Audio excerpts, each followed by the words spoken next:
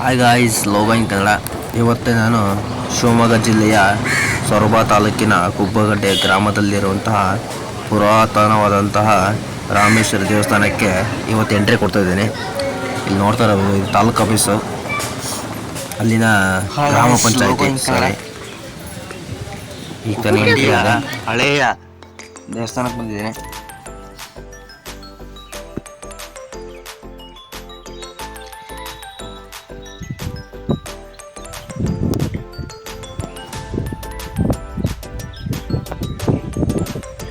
ಪ್ರಾಚೀನ ಸ್ಮಾರಕ, ಪುರಾತನ ಸ್ಥಳ ಮತ್ತು ಅವಶೇಷಗಳು, ತಿದ್ದುಪಡಿ ಮತ್ತು ಮಾನ್ಯೀಕರಣ ಅಧಿನಿಯಮ 2010 ಸುರಕ್ಷಿತ ಸ್ಮಾರಕ ಎಲ್ಲ ಕಡೆಗಳು ದಿಕ್ಕುಗಳಲ್ಲೂ 100 ಮೀಟರ್ವರೆಗೆ ಕ್ಷೇತ್ರಗಳನ್ನು ನಿಷೇಧಿಸಿದ ಪ್ರವೇಶ ಎಂದು ಘೋಷಿಸಲಾಗಿದೆ. ನೋಡ್ಬೋದು, ಲಕ್ಷ ದಂಡ ಆಗ್ತಾ ಇರುತ್ತೆ. ಇಲ್ಲಿ ಏನು ಕೆತ್ತನೆ ಮಾಡೋಂಗಿಲ್ಲ. ಇಲ್ಲಿ ಬರ್ಬೇಕಂತ ಭಾಳ ಟೈಮ್ ಅಂದ್ಕೊಂಡಿದ್ದೆ, ಇವತ್ತಾಗ್ತೈತೆ. ನೋಡೋಣ ಒಳಗಡೆ ಹೇಗಿದೆ ಅಂತ.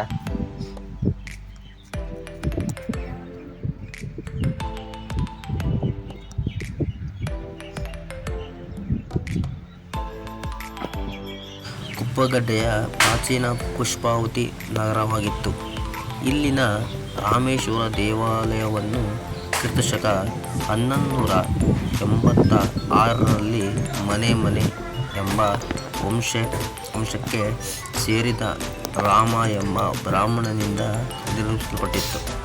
ಬೆಳ್ಳಿಗಾವಿ ಕೋಡಿಮಠದ ಕಾಳಾಮುಖ ಪಥದ ವಾಮಶಕ್ತಿ ತಿಥಿಯಿಂದ ಸ್ಥಾಪಿಸಲ್ಪಟ್ಟಿತು.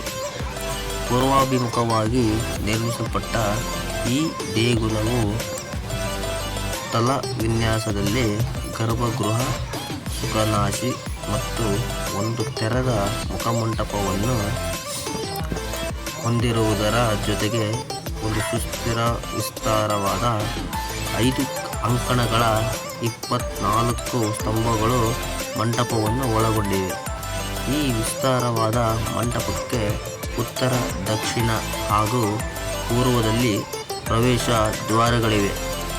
ಸುಖನಾಸಿ ಹಾಗೂ ಗರ್ಭಗೃಹದ ಪ್ರವೇಶದ್ವಾರಗಳ 2 ಬದಿಯಲ್ಲಿ ಬಾಲಚಂದ್ರ ಕೀಟಗಳಿದ್ದು, ವಿಸ್ತಾರವಾದ ಮಂಟಪದ ಪೂರ್ವ ಬದಿಯಲ್ಲಿ ಶಿವಲಿಂಗಕ್ಕೆ ಎದುರಾಗಿ ಉತ್ಕೃಷ್ಟ ಕೆತ್ತನೆಗೆ ಹೆಸರುವಾಸಿಯಾದಂತಹ ಕುಳಿತ ನಂದಿಯ ವಿಗ್ರಹವಿದೆ. ಇದೇ ಅಲ್ಲದೆ ಈ ದೇಗುಲದಲ್ಲಿ ಅದ್ಭುತವಾಗಿ ಕೆತ್ತಲ್ಪಟ್ಟ 183 ಮೀಟರ್ ಎತ್ತರದ ವೇಣುಗೋಪಾಲ ಮೂರ್ತಿಯ ಜೊತೆಗೆ ಶ್ರೀ ಮಹಿಷಾಸುರಮರ್ದಿನಿ, ಗಣೇಶ ಮತ್ತು ಸಪ್ತಮಾತೃಕಾ ವಿಗ್ರಹಗಳನ್ನು ಇರಿಸಲಾಗಿದೆ. ಗರ್ಭಗೃಹದ ಉತ್ತರ, ದಕ್ಷಿಣ ಮತ್ತು ಪಶ್ಚಿಮ ಒಳಗೋಡೆಯಲ್ಲಿ ವೇಸರ ಶಿಖರಗಳನ್ನು 3 ದೇವಗೋಷ್ಠಗಳಿವೆ. ಅಲಂಕೃತ ಅಧಿಷ್ಠಾನದ ಮೇಲೆ ತ್ರಿರಥ ರೀತಿಯ ಭಿತ್ತ ಇದ್ದು, ಮಧ್ಯದಲ್ಲಿ ಪುಷ್ಪಪಟ್ಟಿಯಿಂದ ಸಜ್ಜುಗೊಳಿಸಲಾಗಿದೆ. ಗರ್ಭಗೃಹವು ಕದಂಬನಾಗರ ಶಿಖರವನ್ನು ಹೊಂದಿದೆ. ತದನಂತರ ಕೂಟ ಶೈಲಿಯಲ್ಲಿ ಸ್ತೂಪಿ ಹಾಗೂ ಭವ್ಯವಾದ ಕಳಸ ಹೊಂದಿದೆ. ಕೆತ್ತನೆಯು ಹಾಗೂ ಇದರ ಹಳೆಯ ವಿಶ್ಲೇಷವು ತುಂಬ ಅವಳಿಕವಾಗಿದೆ.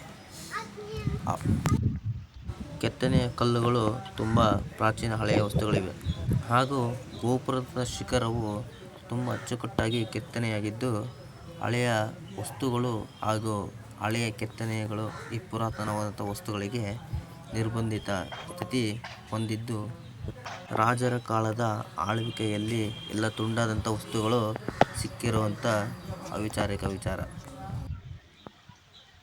ತುಂಬ ನೀಟಾಗಿ ಕೆತ್ತನೆ ಮಾಡಿರುವಂತಹ ಕಲಾಕೃತಿಗಳು ಹಾಗೂ ಕಲ್ಲಿನಿಂದ ಅಂಟಿಸಿ ಮಾಡಿರುವಂತಹ ಇತರ ಗೋಪುರಗಳು. ಪುಷ್ಕರಣಿ ಇಲ್ಲಿನ ದೇವರ ಸ್ನಾನಕ್ಕೆ ಅಥವಾ ದೇವರ ಅಭಿಷೇಕಕ್ಕೆ ಮಾಡಿರುವಂಥ ಜಾಗ. ಇದು ಸುತ್ತಮುತ್ತಲಿನ ಹೂಗಳ ರಾಶಿಗಳು ಹಾಗೂ ಇಲ್ಲಿ ಪೂಜೆ ಮಾಡಿ ಅಭಿಷೇಕ ಮಾಡಿ ಬಂದಿರುವಂತಹ ಅಭಿಷೇಕಿಗಳು.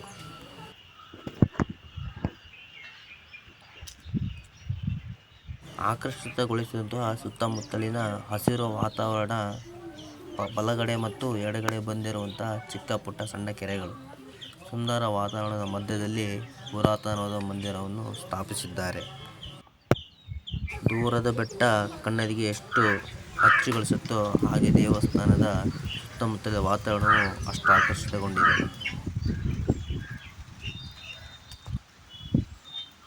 ದೇವಸ್ಥಾನದಲ್ಲಿ ತಣ್ಣನೆಯ ವಾತಾವರಣ, ಎಷ್ಟೇ ಬಿಸಿಲಿದ್ದರೂ ನಮ್ಮ ಮನಸ್ಸಿಗೆ ತಂಪುಂಟು ಮಾಡುವಷ್ಟು ರೀತಿ ಇದೆ.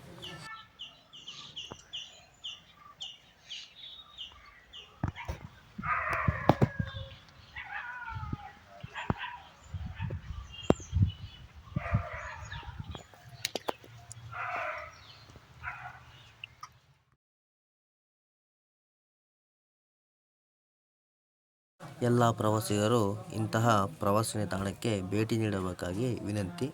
ಇಲ್ಲಿಗೆ ನನ್ನ ವಿಡಿಯೋ ಮುಗಿಸುತ್ತಿದ್ದೇನೆ. Thank you so much. Have watching.